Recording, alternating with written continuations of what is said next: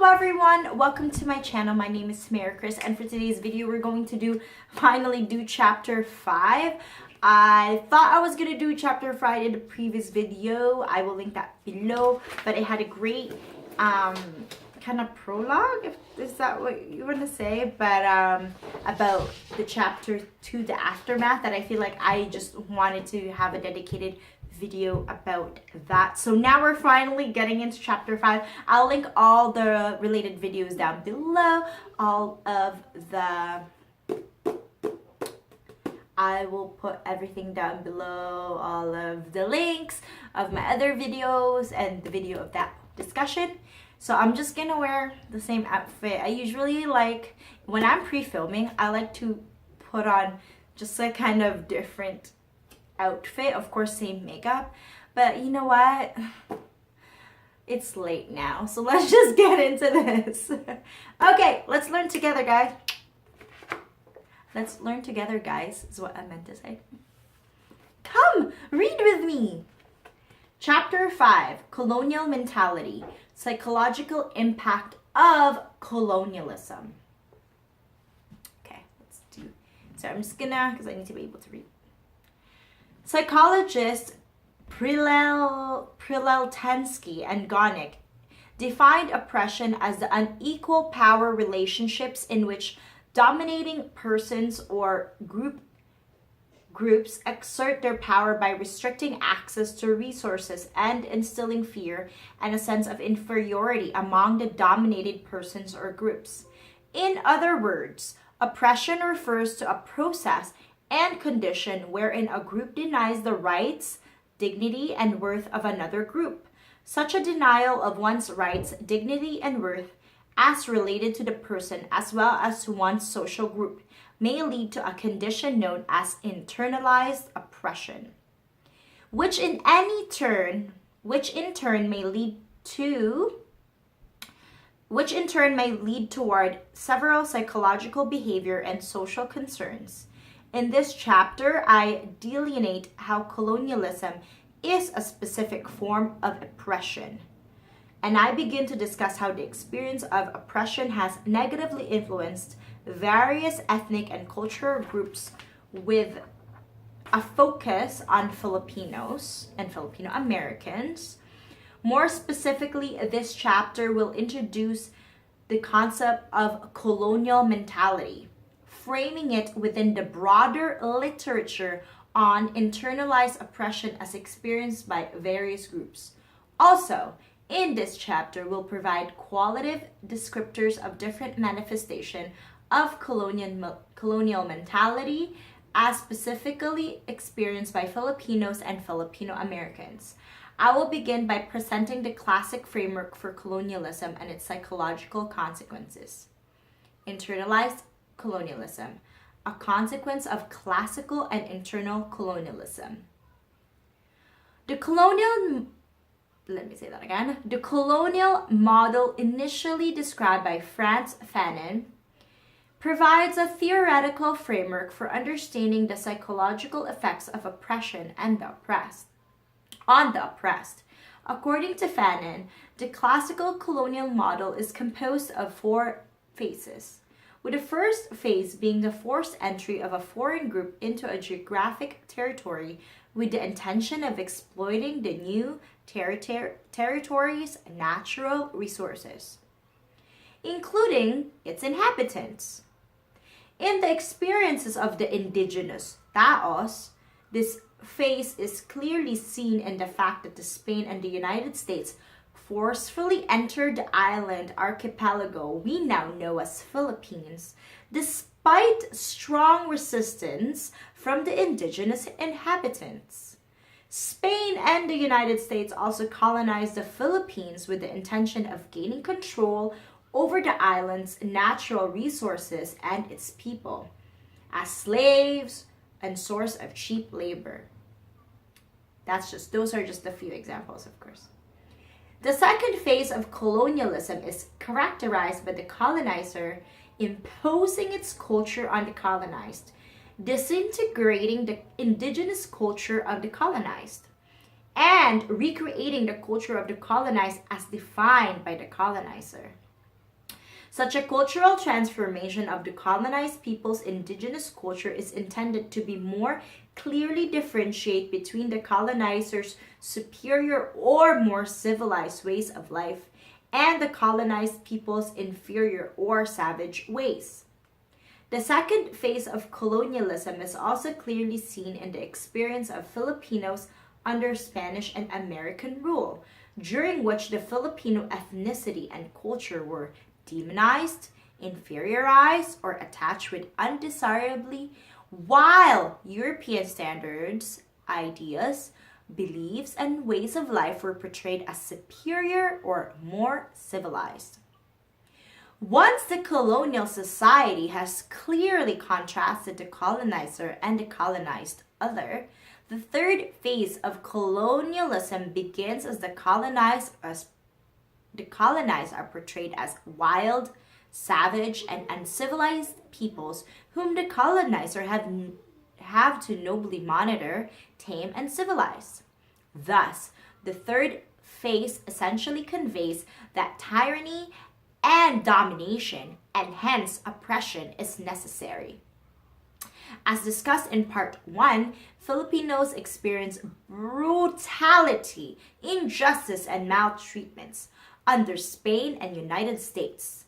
With the provided rationale behind such oppression being the desire of the colonizer to educate, uplift, Christianize, teach, train, or civilize the Filipinos. The implementation of the first three phases eventually leads to the fourth phase of colonialism, which involves the establishment of society where the political, social, and economic institutions are designed to benefit and maintain the superiority of the colonizer, while simultaneously and persistently subjugating the colonized.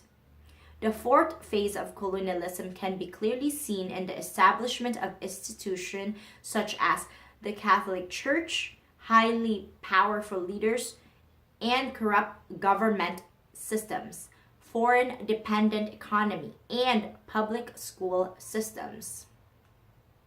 In colonial and neo-colonial Philippines, thus based on the discussed characteristics of classical colonialism. Colonialism is another specific form of oppression. Furthermore, it is clear that the indigenous Tao experienced classical colonialism and its oppressed umbrella under Spain and the United States. Based on the description of what typically happens in a colonial society as discussed above, we now understand that there is enormous social, psychological, and infrastructural work in the producing of a colonized person.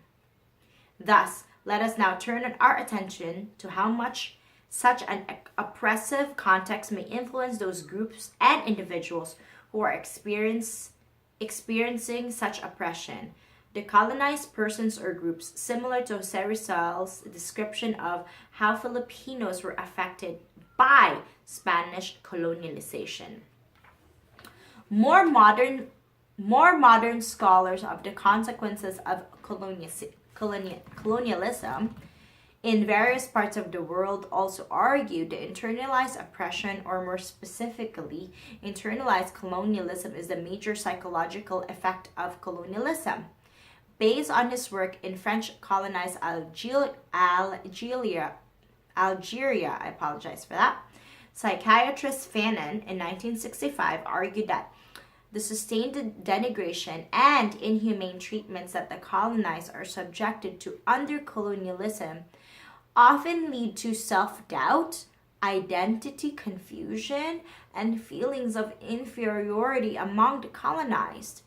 Based on his work in French colonized Tunisia and Algeria, Albert Memmi added that the creation of a colonizer-defined culture identity for the colonized often leads the colonized to eventually believe such an inferior identity. Noted. Post-colonial educator Paulo further contended that because of the inferior connotations the colonial society has attached to their cultural and ethnic identities, the colonized might develop an intense desire to rid of oneself and such identities and try to emulate the colonizer as much as possible. Thus, the colonized may begin to talk and act and dress like the colonizer because the colonizer's ways are seen as superior. Simultaneously, the colonized may also begin to shed oneself of anything from his or her heritage, culture, or ethnicity because such a heritage is seen as inferior. Furthermore, the colonized may eventually feel a sense of gratitude and indebtedness toward the colonizer for civilizing and enlightening the colonized. Okay, so this one really ring true, where they said, thus the colonized may begin to act just like the colonizer because the colonizer's way are seen as superior.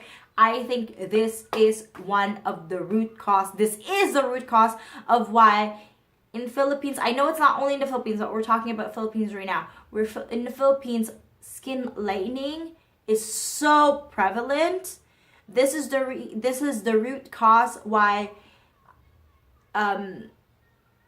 there's a lot of Filipinos that are elevated, that are half Filipinos, half white, because they are seen as the elevated beauty, the desired beauty, because you're trying to be as further as away as from your Filipino self, your indigenous Filipino self, and try to move towards the colonizer's standard of beauty. I think this is definitely one of the root cause, and this explains so much the fascination in the Philippines with whiteness, being light skinned, definitely. And the why you know, again, if you watch my other video about this, about you know,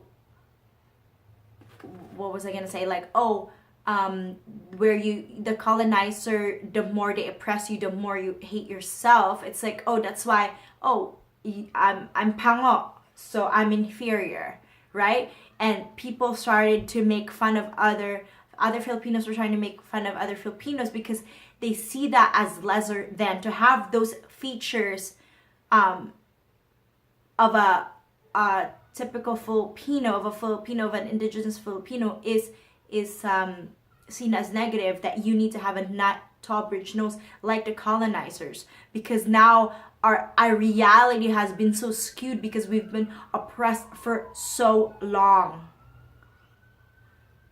Wow. I just want to say before we continue, I not beg, but I really, really want my fellow Filipinos to read this book, because it is like, as I'm reading this, because I'm reading this with you, it's just like, you know, when you're amazed with science and you're amazed with, like, oh my gosh, the atom and this and that and the other, or in space, it's like your mind is blown by this information. The information that we're reading right now in my mind is just like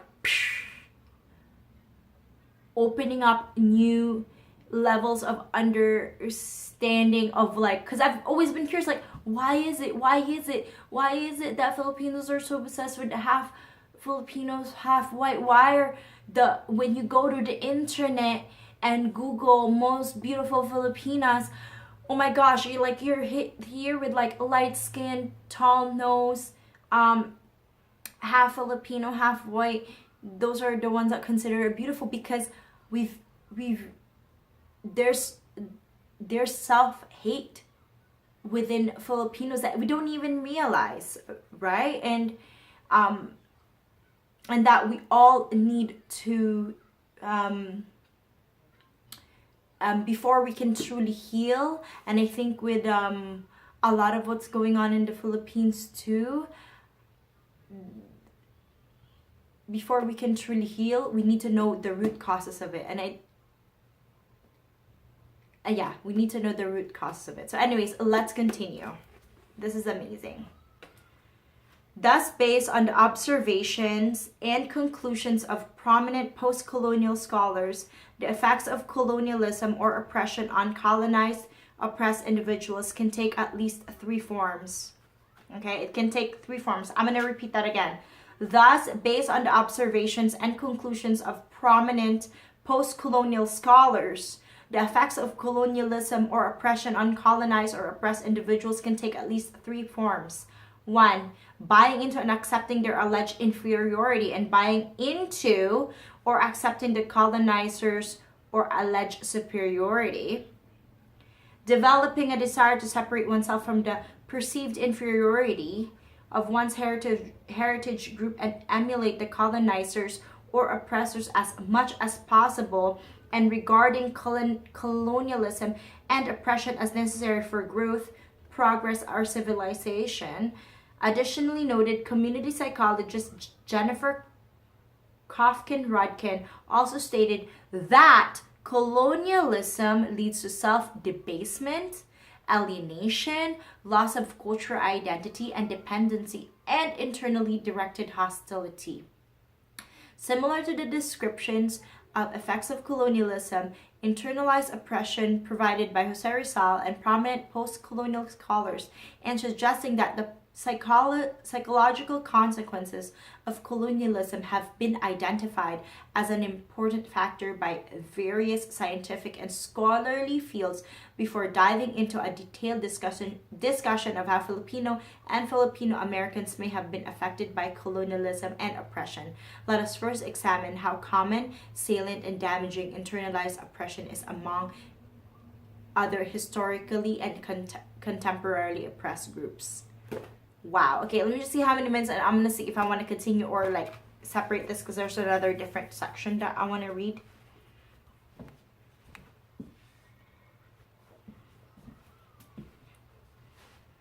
Okay, guys, I'm going to cut this up so that way it's not too long. And so those are my thoughts. That was just the basically, because what he does is, so let's say that he has like a he has like different sections. So that one was internalized colonialism and consequence of classical international colonialism, and now that's done. There's internalized oppression among other oppressed groups. So what I'm going to do is I'm going to stop right there. We just did internalized colonialism, a consequence of classical and internal colonialism. So we're going to stop right there just so that way it doesn't get too long and we can really all digest what that means and what I've read, and you can rewind it. I love, because I love to like observe myself too on how I read and how I can be better. I don't want to rush this. I don't want to butcher this. So what I'm going to do, and I don't think I have, I'm just saying there's a lot more meat now, like really, like we're getting into the nitty gritty of things. And so what I'm going to do is I'm going to stop right there, and I will see you on the next video, definitely. And please, if you want to continue reading with me, if you want to be in the journey with me of unlearning and unlearning, kind of, self-hate, or you see, even before I didn't know I had self-hate. Like, I wouldn't consider I hated myself. I definitely didn't like my nose, and I wanted to lighten my skin, and it sounds so bad, and it sounds so bad to say it out loud, like I had self-hate, but oppression gets passed on, right? So I did not like myself before, and now knowing why that is, I think is so important, that it's not just one person, it's systemic. And so if you want to come read this book with me, please don't forget to subscribe and hit the notification bell, and also please buy this book. It's so good. I highly recommend it. Read along with me. Hit the notification bell so you will see my future upload of this book. I friggin' love this book, and what else did I want to say? Comment down below on your thoughts, and I will see you in the next video. Okay, guys? Bye!